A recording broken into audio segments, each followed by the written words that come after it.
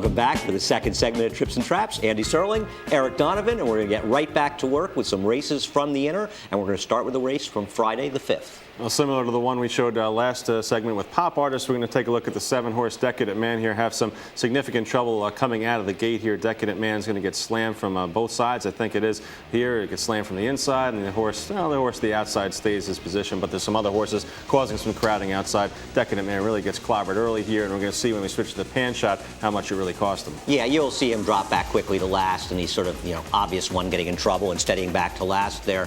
The other thing about it is it's not just that he has the trouble, but it changed the whole dynamic of the race, especially for him. There were 3 speeds, and as you can see, the eventual winner of this race, Make the Point, makes the lead from the outside, and he works hard to do it. He was getting the lead, but Decadent Man was not only not going to be 12th in this race, he was probably going to be about 5th, and you can see him moving up already a little bit there, but he was going to be sitting in a good spot here. Not only do you have the trouble, but he's way, way back in a race that was won wire to wire on the inner. Yeah, Make the Point gets away to some pretty simple fractions here, 23 and a shade under 23 and 2, a shade under 47 were the fractions, but he's got this easy lead where no one's pushing him at all, and you see the Decadent Man, the 7-horse on the inside here. He's going to have to negotiate some traffic issues. He's got a wall of horses in front of him. He's got 3 or 4 horses in front of him that he's going to have to try to get by here, and it looks like he's going to try to go inside first. Doesn't work out all that great for him. No, he tries to go inside, and the horse may not want to go through. There isn't room, and the rider, Winston Thompson, has to guide him the outside, which he does fairly smoothly. But when you consider where he might have been in this race without the trouble, and you've got a runaway leader, and this horse does an exceptional job of finishing 3rd in here. Now,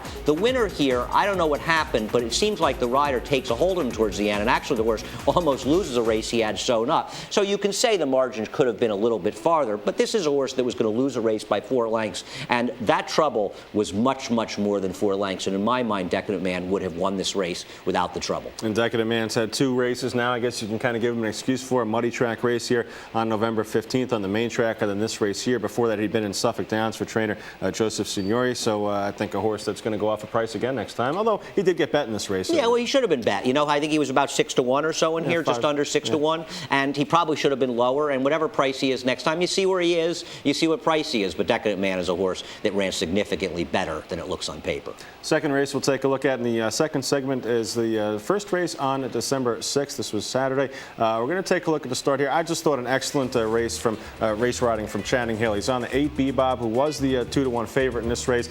Bbob's in a position here, though, where, if the jock doesn't go forward with him, he's going to be sitting about 4 or 5 wide going into that first turn.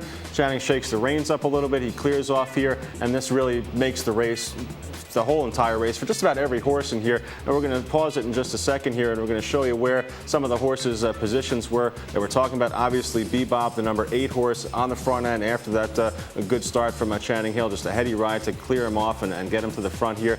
There's More Than a Reason down to the inside. And this horse is in a good position here, right behind Bbob, but More Than a Reason is going to have to, the jockey's going to have to be concerned about keeping that position. He's going to lose some of that position down the backside and around the turn. And of course, last is the 3-horse Targe. Figured to come from out of it. This race really will not set up well for him at all, as you can imagine, with Bbob already on a clear lead here, going that opening quarter in 24-1. No question. This was a race that had a lot of speed, it looked like, on paper, and Channing Hill really should be credited for riding very, very intelligently, getting Bbob out, getting to the fence, not getting caught out in the first turn, and he was decisive, and decisiveness really helps on the inner track, and he rode this horse decisively and was rewarded. Now, More Than a Reason, the horse who's 4th right now, he's in a good spot, saving ground on the inside. He had the rail post. Maybe he could have been a little closer. The pace wasn't crawling, but it certainly wasn't fast. But the problem I have with the trip that More Than a Reason gets is the horse does not hold his position from here.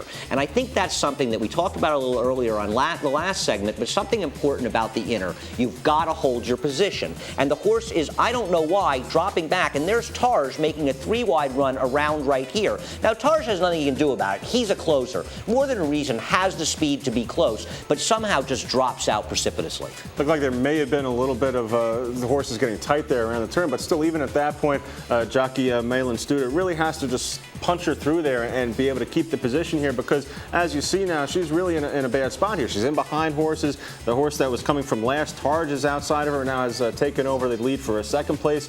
No doubt, no getting to the winner here. Bbob, who was certainly much the best this afternoon. Was this win a product of the trip, or is this horse really that good? Hey, he's a nice horse, and he may be the best horse in the race. I'm not, no knock on him. And it wasn't a big inside speedway, but you have to understand, these inner tracks, people tend to overemphasize biases here, and they're looking for biases. We didn't have one last week. I don't care what anybody says. But that doesn't mean that getting the inside in a two-turn race isn't an advantage, even if you have a fair racetrack. And certainly, he set his own pace. And as we saw what went on behind him, people were disadvantaged by the dynamics of the race, and Bbob was helped by them. So while Bbob could beat this field again, you know, if he looks sort of on the edge and he's a very short price, he's the kind of horse, there's another horse with speed in the race, it doesn't set up quite as well for him. He's a horse going two turns on the inner. Different situation, similar type field. I can bet against him. Although Targe didn't have any trouble, I think Targe ran a good race there, coming from off the pace, and of course you got to give More Than a Reason some credit too. We're going to take a look at one more race on the segment here. This was the David Runyon Stakes run on a Sunday. It was race number 8.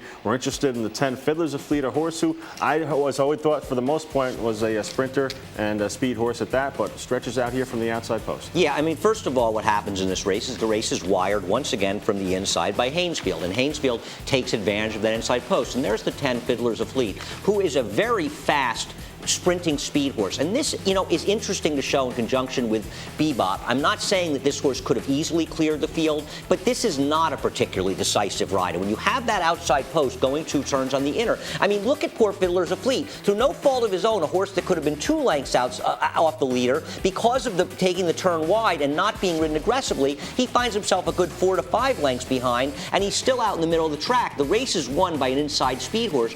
Poor Fiddlers of Fleet, who you wouldn't think on paper necessarily wants to go farther, is just getting all the worst of it. I would have given him 0 chance to do any running whatsoever in the race from this point on, just knowing the fact that he's been a speed horse in sprint races, hasn't really stretched out. He ran a mile once, that was in the Sleepy Hollow, wasn't really too much of a factor there, finishing a distant third. I would have given this horse no chance from this point on to do anything, but Fiddlers of Fleet does well here. Fiddlers of Fleet will eventually get beat on 5 1/4 lengths. Obviously, Haynesfield with this perfect inside speed trip here is going to win off and be very impressive here, but I got to give a lot of credit to Fiddlers of Fleet. I think it's amazing. Here he is, 4 wide again, running after the leader, never stops trying. I mean, this horse really, and we were watching the race, I remember, you know, during the race, and I was saying, look at Fiddlers of Fleet. He's just like running his heart out here. He never stops trying, and he passes every other horse while taking all the worst of it. Now, a lot of horses didn't show up in this race, simply weren't good enough, but I'll tell you something. If Haynesfield had the outside post and Fiddlers of Fleet had the inside post, I think the margin between the two might be bigger the other way. You think for sure that Fiddlers of Fleet would have won then? Yeah, I do. I think Fiddlers of Fleet absolutely ran the best race in here. Haynesfield wins very easily, but he had all the advantages in here, and poor Fiddlers of Fleet had everything go against him. I give Fiddlers of Fleet credit, and I give credit to his trainer, Tom Bush, early on in his career. Like we've been pointing out, just a one-run sprinter. Now it seems like he's been able to settle a little bit, deal with some adversity, and still run well. Fiddlers of Fleet, a horse that looks like he's got a decent little future. He's a talented New York bred, and I have a feeling he's going to have a lot to say as things go forward into 2009 and throughout the year. Well, that'll do it for Trips and Traps. Once again, the email address, tripsandtraps@NaraInc.com. This will be our last segment till New Year's Eve. So happy holidays to everyone. Merry Christmas, happy Hanukkah, and Andy, you have anything to add? I have nothing to add except thanks for watching the show. I hope you have a great, great holiday. And as we said before, the next show we film will be New Year's Eve, December 31st. Enjoy the holidays. Good luck.